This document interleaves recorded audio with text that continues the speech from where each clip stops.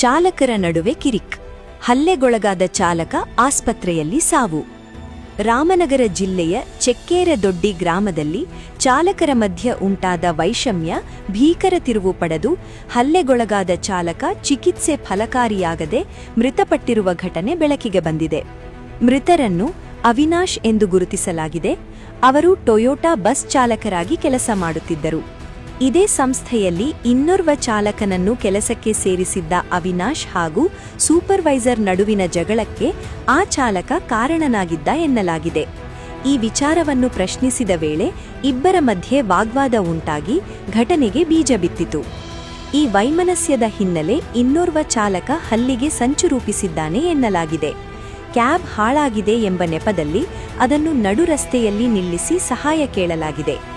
ಇದೇ ವೇಳೆ ಬಸ್ ಓಡಿಸಿಕೊಂಡು ಬರುತ್ತಿದ್ದ ಅವಿನಾಶ್ ಮಾನವೀಯತೆ ತೋರಿಸಿ ಕೆಳಗಿಳಿದು ಕ್ಯಾಬ್ ತಳ್ಳಲು ಮುಂದಾಗಿದ್ದರು.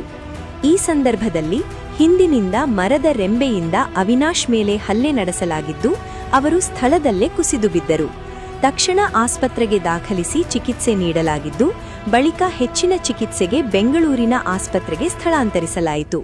ಆದರೆ ಚಿಕಿತ್ಸೆ ಫಲಕಾರಿಯಾಗದೆ ಅವರು ಸಾವನ್ನಪ್ಪಿದರು. ಈ ಘಟನೆಗೆ ಸಂಬಂಧಿಸಿದಂತೆ ಹಲ್ಲೆಯ ದೃಶ್ಯ ಬಸ್ಸಿನ ಕ್ಯಾಮೆರಾದಲ್ಲಿ ಸೆರೆಯಾಗಿದ್ದು, ಪ್ರಕರಣದ ತನಿಖೆಗೆ ಪ್ರಮುಖ ಸಾಕ್ಷಿ